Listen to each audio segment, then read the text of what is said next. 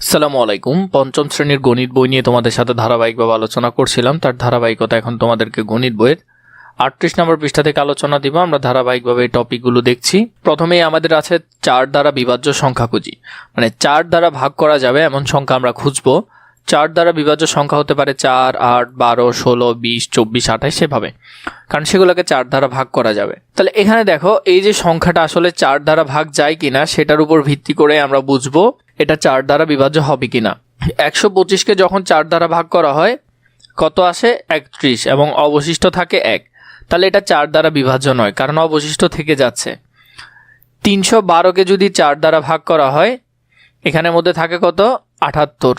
তাহলে আমরা যদি এটা একটু দেখি, 312 ভাগ 4, তাহলে আসতেছে 78 এবং ভাগশেষ কিছু নাই। তাহলে এটা 4 দ্বারা বিভাজ্য। তাহলে এটা কি হবে? বিভাজ্য হবে, বিভাজ্য। তাহলে এটা 4 দ্বারা বিভাজ্য। এরপরে আছে 464কে 4 দ্বারা ভাগ করলে, তো আমরা যদি দেখি 464 ভাগ 4, 116। কত? 116। তাহলে এখানে হবে 116, অবশিষ্ট থাকবে কত? 0। তাহলে এটা 4 দ্বারা বিভাজ্য হবে, বিভাজ্য। এরপরে আছে 506, 506 ভাগ 4। তাহলে দেখো দশমিক আসতেছে, তাহলে দশমিকে আসলে এটা কি হবে না? বিভাজ্য হবে না, মনে রাখবে। তাহলে এখানে হলো যে 126, আর বাকি কত থেকে যাচ্ছে? আমরা যদি 126কে গুণ করি, 126 গুণ 4, তাহলে কত? 504, কিন্তু এখানে 506, তাহলে অবশিষ্ট থাকতেছে 2। তাহলে এটা বিভাজ্য নয়। তোমরা বিভাজ্য লিখে দিবা, পাশে 9 লিখে দিবা, তাহলে এটা বিভাজ্য নয়। এভাবে করে লিখবে, আমি পুরোটা লিখছি না আর কি। 600কে দিয়ে যদি 4 ভাগ করা হয় তাহলে 600 ভাগ 4, 150। তাহলে কত হবে? 150 হবে, এবং অবশিষ্ট কিছুই থাকবে না, অবশিষ্ট কিছুই থাকবে না। তাহলে এটা হলো বিভাজ্য। এটা কি হবে? বিভাজ্য হবে।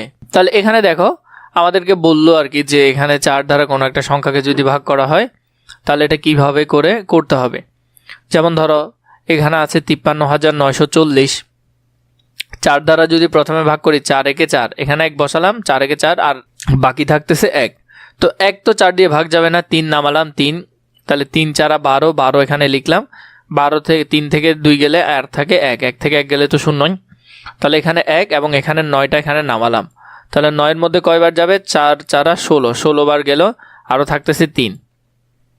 এখানে যে 4টা আছে 4টা এখানে নামালাম। 34, 34-এর মধ্যে কয়বার যাবে? 4টা 32, 32 যাচ্ছে, আরও থাকতেছে 2। এখানে 0টা এখানে নামালাম। 2 4 20-এর মধ্যে কয়বার যাবে? 5 বার যাবে, তাহলে 4 5 20। তো এইভাবে কত আসলো? 0 আসলো। এটার ভাগশেষ হলো 0। এটার ক্ষেত্রে দেখো এখানে কত আসছে? 1 আসছে। এখানে আমাদেরকে ওরা কি বললো? যে সমস্ত সংখ্যার একক ও দশক স্থানে দুটি অঙ্কই 0 অথবা একক ও দশক স্থানের অঙ্ক দ্বারা গঠিত সংখ্যা 4 দ্বারা বিভাজ্য, সেই সমস্ত সংখ্যাকে 4 দ্বারা বিভাজ্য বলে। মোট কথা তোমরা যদি মনে রাখবে যে তুমি ভাগ করার পর যদি ভাগশেষ 0 আসে, কত আসে?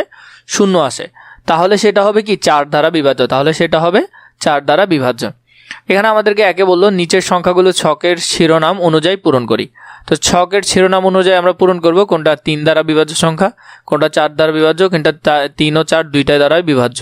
এই যে এখানের মধ্যে যেগুলো আছে এগুলো আমরা খুবই সহজে বের করতে পারবো। 3 দ্বারা বিভাজ্য সংখ্যা আগে বের করতে হবে। তো 3 দ্বারা বিভাজ্য সংখ্যা বের করা খুবই সহজ। এখানে একটা জিনিস খেয়াল করো, 200 কত? 55। আমরা 2-3 ভাবে করতে পারবো। আমি প্রথমত তোমাদেরকে সহজটা দেখিয়ে দিচ্ছি।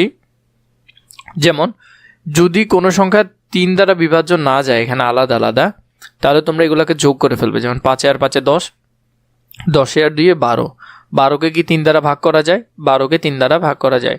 তাহলে এখানে এটা 3 দ্বারা বিভাজ্য। এটা কি হবে? 3 দ্বারা বিভাজ্য হবে। সবগুলো যোগ করে যদি সেটাকে 3 দ্বারা ভাগ করা যায় তাহলে সেটা 3 দ্বারা বিভাজ্য সংখ্যা হবে। এরপরে দেখো 4 দ্বারা বিভাজ্য কিনা সেটা যদি আমরা দেখি, 4 দ্বারা বিভাজ্যের জন্য শেষ 2 ঘর নিবা, যেটাকে দশক।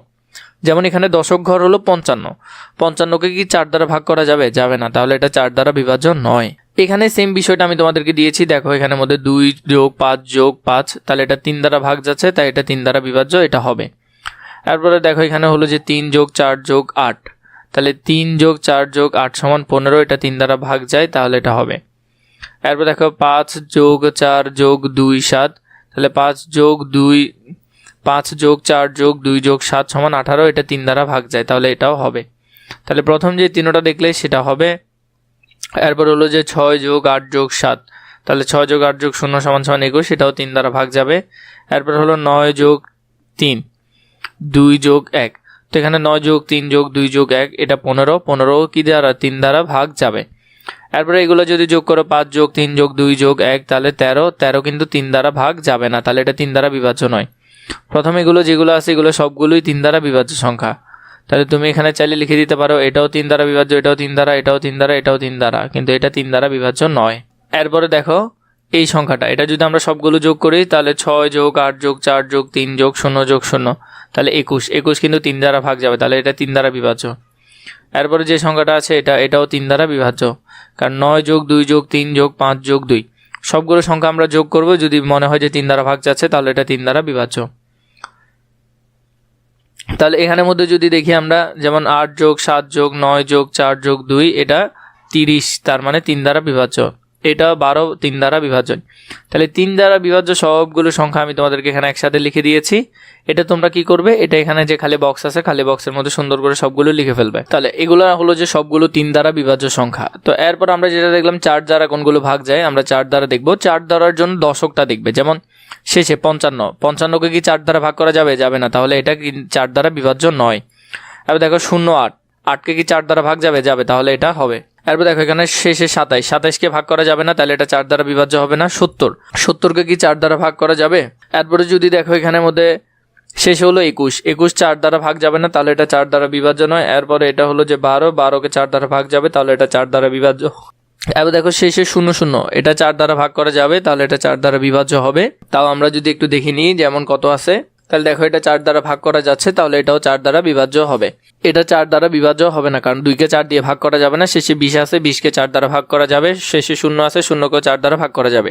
তাহলে 4 দ্বারা বিভাজ্য সংখ্যাগুলো এখানে তোমাদেরকে সবগুলো লিখে দিলাম, এখান থেকে সুন্দর করে দেখে এই বক্সে লিখে ফেলবে। এরপর দেখো 3 ও 4 দ্বারা ভাগ করা যায় এমন সংখ্যাও এখানে দেওয়া আছে, যেটা 3 এবং 4 উভয়টা দ্বারা ভাগ করা যায়। যেমন ওইভাবে করে আগের নিয়মে দেখলেই হবে 3 এবং 4 দ্বারা ভাগ করা যায় কোনগুলো। তাহলে এখানের মধ্যে যেগুলো লেখা আছে এগুলো হলো 3 এবং 4 দুটোটা দিয়েই বিভাজ্য হবে।